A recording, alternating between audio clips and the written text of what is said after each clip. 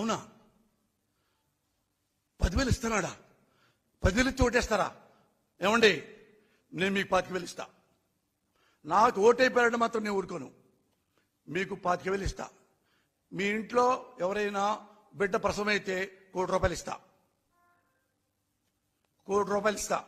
నాకు ఓటేయండి, నేను పార్టీ పెడతాను రేపు.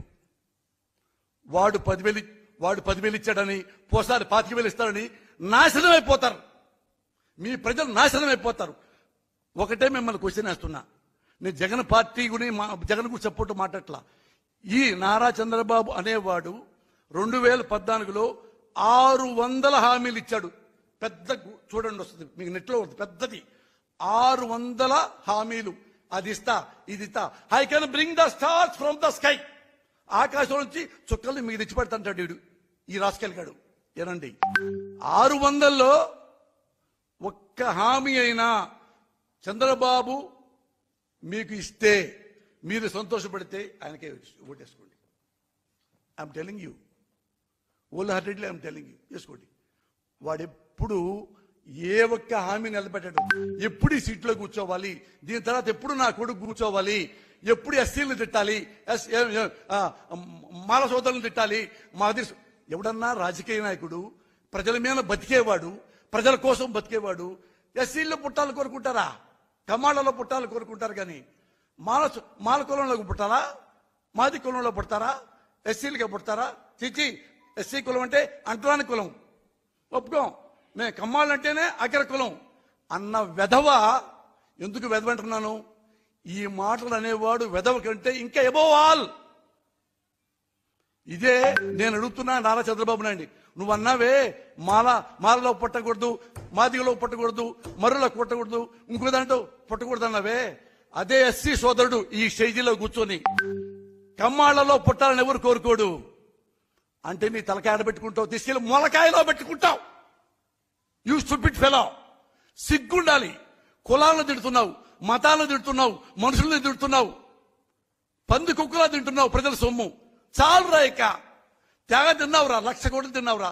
నువ్వు నీ కొడుకు మొత్తం వెళ్ళిపోయి 10 ఏళ్ల పాటు 20 ఏళ్ల పాటు ఏ దేశంలో వెళ్ళిపోండిరా తీర్థయాత్రలకి. ఆంధ్రదేశంలో మేము సంతోషంగా బతుకుతాం. ఎవరు?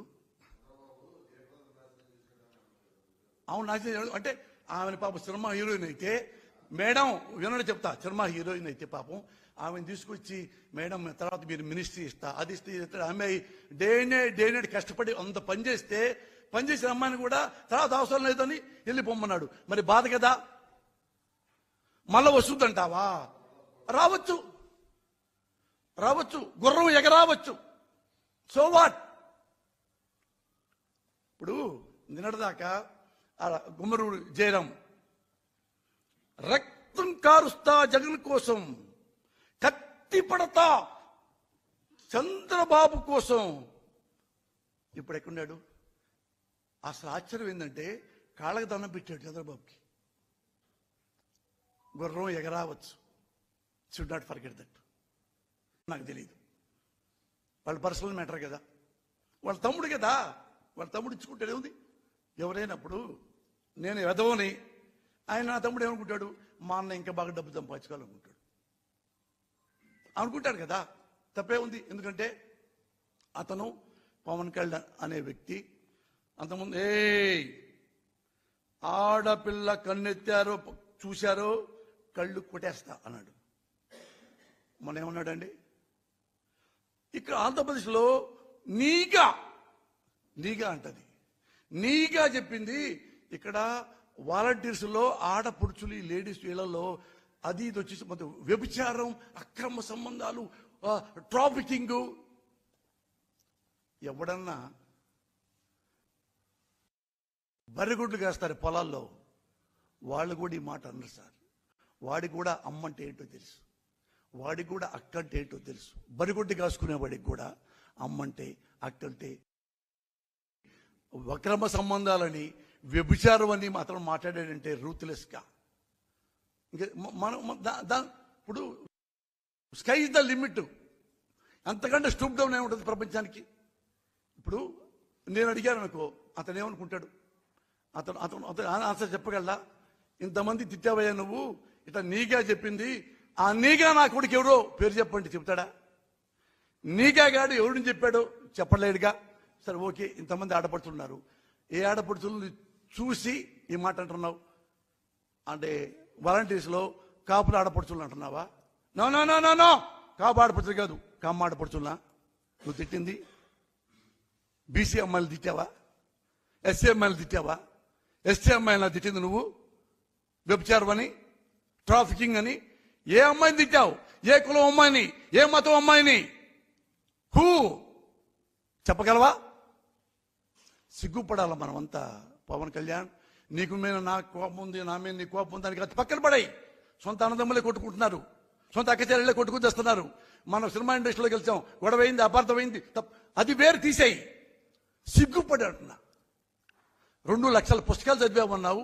ఒక ఆంధ్రప్రదేశ్లో దేవత లాంటి ఆడపడుచుల్ని 5,000 కోసం కాదురా, 5,000 కోసం కాదు, మెంటల్లీ హ్యాండిక్యాప్డ్, చివరికి లెప్రసీ వాడు ఆటో కూడా వేసుకో, అలా లెప్రసీ వాడికి తనే ఆడపిల్ల వెళ్ళిపోయి తనే రసికి తీసే రక్తం దాన్ని గుడ్డ చుట్టి దానికి మందులు ఇచ్చేసేది, చేయి కడుక్కొని వాడి డబ్బులు వాడికి ఇచ్చి వెళ్ళిపోతుంది.